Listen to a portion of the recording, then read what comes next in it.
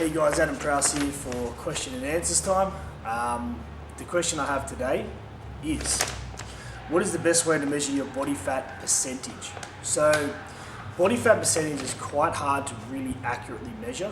I think the only real accurate way that I've heard of is they dunk you in a tank of water in your undies and you sit on this seat, and there's all these different tests they do, like, which are really accurate, but that's more like stuff you have to go and pay a lot of money for, and it takes a whole day and all that kind of thing. So for the real world, those of us who are going to go and do that sort of thing, the more accurate ways to measure body fat tend to be, the only other ways really tend to be calipers, which a lot of gyms and trainers use, and then your handheld devices.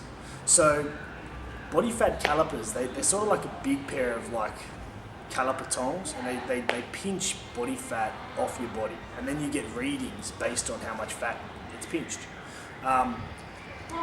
These have always said to be pretty accurate, but when you talk to trainers, and coming from my own experience, it's been very hard to get accurate readings off them because they tend to slip out of place a bit. It's very hard to get the exact same spots on the body every time you do it.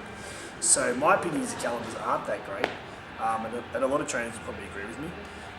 The handheld devices tend to be pretty good. We've got one in our studio where you just hold it out in front of you. You have to key in your weight and height and age and all that kind of stuff, and then it will take a reading based on that. I find them to be pretty good most of the time. Probably 90% of the time they're pretty damn good. So I usually use those for that sort of thing. The other ways are things like software, the measure, we've got that as well. And then there's also like your weights, your actual scales that have body fat readings as well. But a lot of those goes off like pulse rates and your current weight and all that kind of stuff. So once again, it can be a little bit hit and miss. So to answer this question, really, it's a bit of a tough one because there's a few ways to measure. But my opinion is, you know what, getting it 100% accurate is very tough. What I would invite you to do is probably look more at the consistency of the readings. So let's say that you are reading at 20% on the handheld body fat monitor, and then me and you train hard for a month and you've lost 2 or 3 kilo, and then we put you back on the body fat handheld monitor and you're now reading in at 18%. I would say, yeah, well, they've lost a few kilo, we trained hard, they would have built some lean mass and lost some body fat, so yeah, I could see that 2% would be down there, so that makes sense to me. But let's say the other scenario, we put you on the handheld, you came in at 20%, we went and trained hard for a month, and then you still lost 2 or 3 kilo, but we went back to the handheld monitor, and your body fat reading came in at like 22 or 23%, then I would start to really question the accuracy of the device I'm using, because I would think, well, how could they lose 2 or 3 kilo whilst doing weights and everything else, building lean muscle and increase body fat? It almost is impossible. You know what I'm saying? So really what you have to think about here is more the accuracy of the readings over time is what's going to pay off, rather than being the consistency of the readings, rather than just being 100% accurate. Because whether you're 20% body fat or 21 or 19, it's sort of much of a muchness. What matters is, have you lost the body fat? Have you lost 2%? Or have you lost 1%? Have you lost 3%?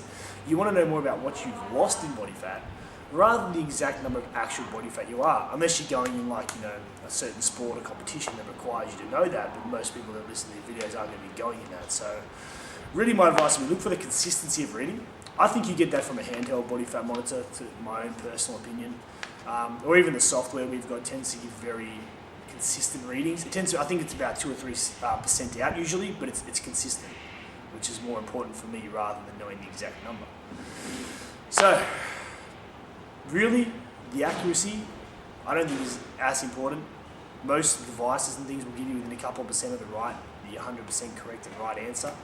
But really I would look more at the consistency of the readings, because really at the end of the day, that's what you're measuring. It's consistency of how much have I lost this month, or how much have I gained, or what have I done, rather than knowing the exact pinpoint of that sort of thing. I hope this has helped you. Guys, if there's any other questions, feel free to put them in the Facebook on a Monday at 10 o'clock. We have question and answer time, so you can easily put down any questions or anything you have. I'll be doing these videos every Friday, so I hope they're helping. Anyone who puts a video in gets free personal training and that sort of thing as well, so we've always got prizes we're giving away. And I hope these videos are helping people, so have a great day.